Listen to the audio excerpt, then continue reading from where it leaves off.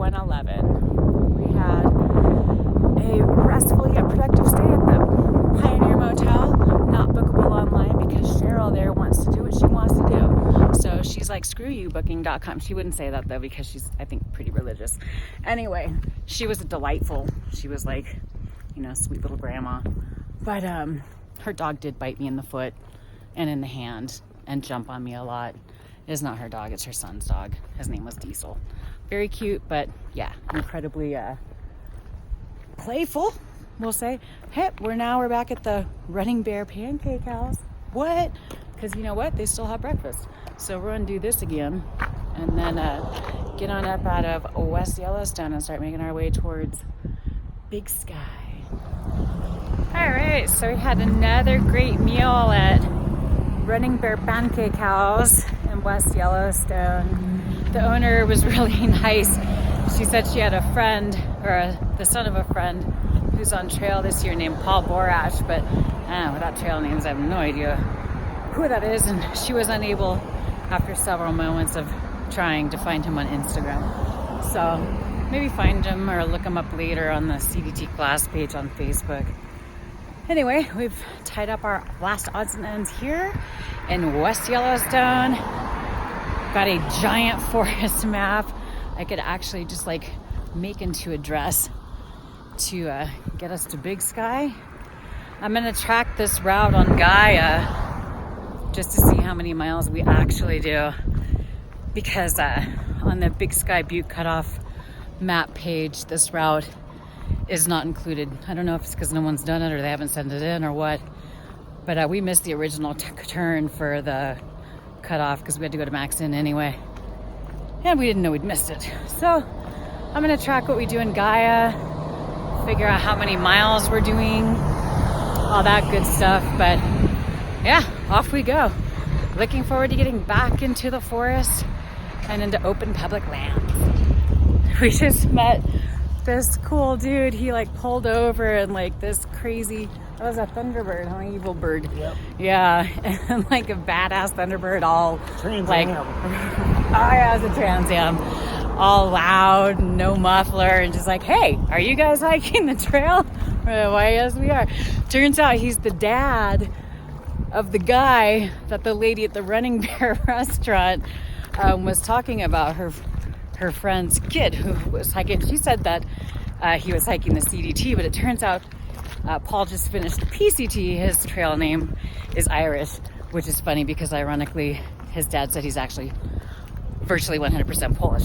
But that's awesome. So yeah, he offered us help, you know, anything that we need while we're in this area. He and his family have lived here in West Yellowstone for 27 years. But West, small world. Crazy coincidence, because he was all stoked. But I said, oh yeah, the owner of the Running Bear, you know, is totally trying to find your son for me to look at it on Instagram. And he's like, he just finished and they just got back from picking him up at the end. So right on, congratulations Irish on your PCT thru hike. 142 days. Not too shabby, not too shabby. To be 19, to be 19.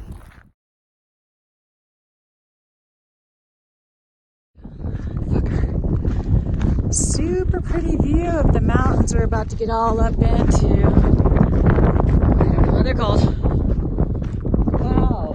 Actually, we're adjacent to, I think this is the Yellowstone airport. Doesn't seem very busy, but not a little weird that we can just basically walk right up to it. Walk right up to gate 21. Now boarding. Now boarding. God, it's a beautiful day out here. Love it. Finally some good weather. Beautiful scenery.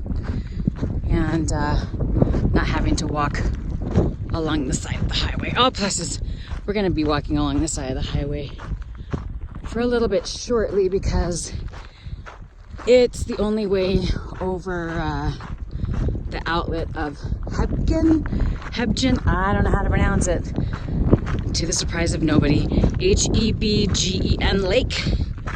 There's like a Medicine outflow or Medicine Arm outflow bridge, so we have to walk the highway to get over that. But for the meantime, enjoying our off-road, well, on kind of a road time outside of north of West Yellowstone. Beautiful. This is my idea of highway walking. A big old grassy ditch median between us and them. This is awesome. This is actually an ATV track and a snowmobile track. Rachel at the ranger station yesterday told me that in the winter, everyone pretty much just gets around here with snowmobiles. So there are 2 tracks on the side of the highway almost entirely so that they can get around too. It's awesome, man. I wish they had this on every highway. I feel so much safer walking way over here when there's shenanigans like that happening on the highway. This is just fine. All right, we got about 8 miles in, and we at Cougar Creek. Meow. I'm gonna grab some water here and sit for a minute before making our way up to the turnoff. Oh wow, this is awesome. This little side track road isn't even supposed to be here, but love that it is. Keeps us off the highway that much longer.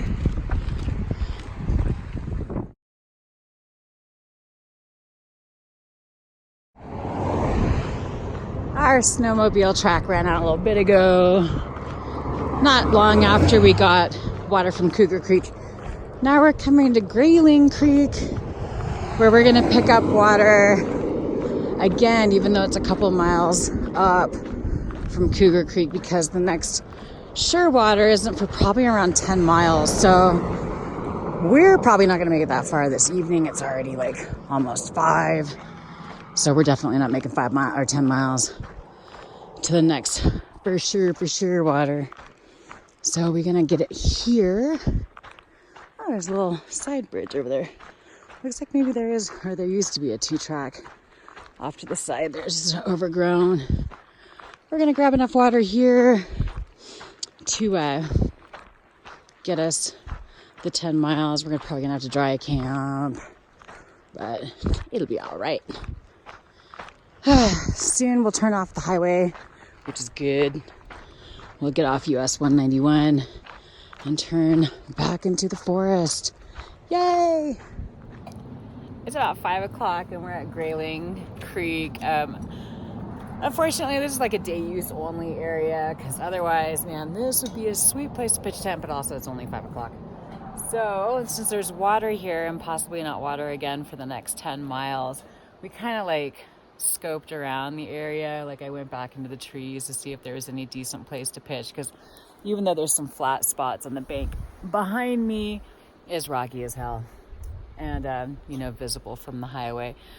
So I went back into the bushes and trees, and like there's some flat spots back there, but there's also like a pretty good sized pile of what I think is grizzly shit, and some really, really big bones of some unknown animal. So that's a little creepy, and I don't want the next bones to be collected there to be either of ours. So we think we're probably gonna end up just cooking our dinner here to like get rid of some pack weight, and we have plenty of water available here, and then take less water but continue on, since we still have another couple and a half hours of daylight.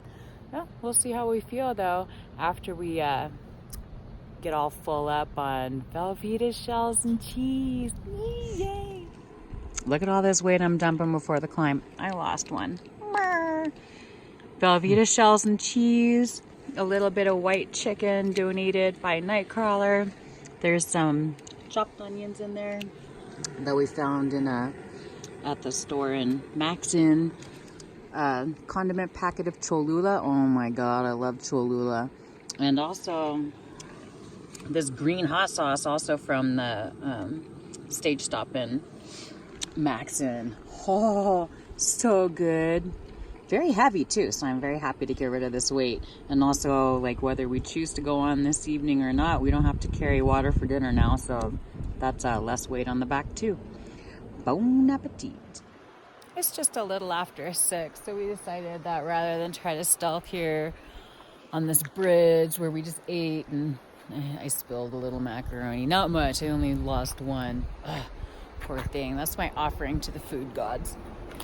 To just go ahead and start heading up into the forest where we can camp with no problems, since this is a day use area, and also to get away from the highway. It's a pretty busy highway, so that's kind of loud. A lot of traffic. So we can get a few more miles in, get a little bit closer, make a little more progress, and hopefully that on Monday morning that'll get us set up in a good place to roll into Big Sky, hopefully for some breakfast on Monday morning before we collect our boxes.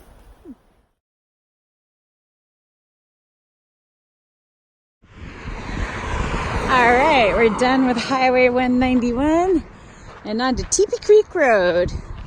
Woohoo! Hey, get up. It looks super steep on Gaia, but I don't think it's gonna be horrible. It's pretty much graded for any old passenger car. I think this is an ATV road, but we'll get up this thing, and then tomorrow there's still a little bit of climbing, but not too bad to get to the water. Nice to be off the road though. We are in a grizzly bear area. They can be unpredictable and dangerous. Pretty views back down into the valley of Medicine Valley and Yellowstone. Wow, we got up pretty high, actually pretty quick, with like minimal impact, because it's well maintained Forest Service road that snowmobiles are allowed to go 45 miles per hour on. So it's got to be in reasonably good shape.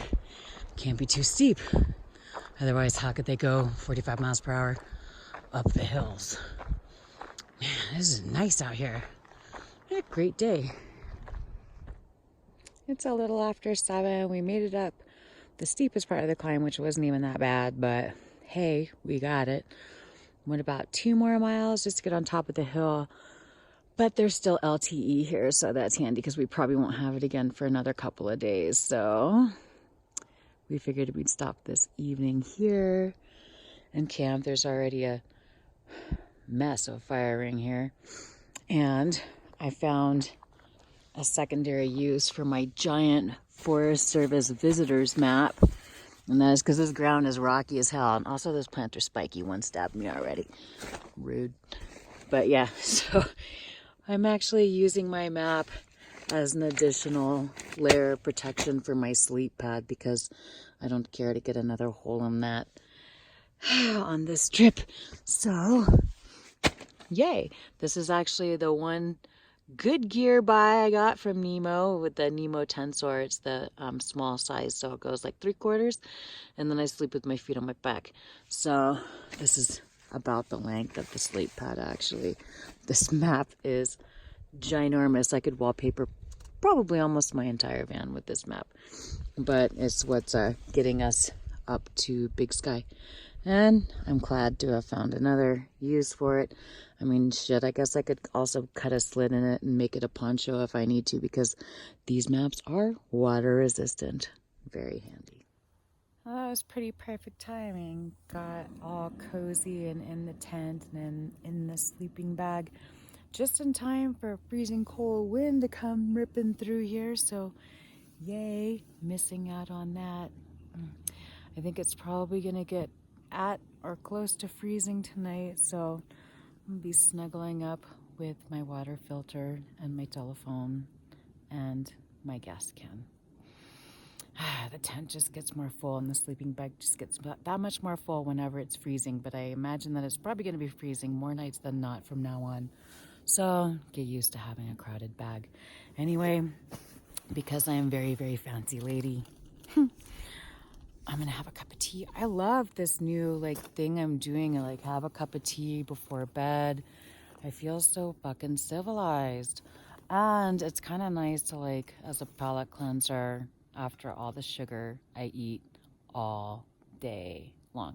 So I figure this little baggie of lemon echinacea tea that John sent me, I love these. Thank you so much, John. This basically counteracts the 5 pounds of candy I ate today. Seems legit. Well, I'm going to kick back, enjoy myself some tea, read a little book, and knock out. We got almost 13 miles in today, which is, not great for a day at a time. We started at noon, but whatever, who cares? Like, we really can't get to Big Sky earlier than Monday. Today's Friday, and it's probably around 60 miles because we can't afford to stay there, but our boxes we won't be able to collect until Monday. So we're going to just post up someplace right outside of town on public lands on Sunday night. So there was really no need to go too far today because we can't get too close on Sunday. So this works out, and who knows, tomorrow, maybe we'll get almost all the way there. We'll just start killing miles. Who am I kidding? We're going to do what we do, and we're going to get there in our own way, in our own time, in our own style. But till tomorrow.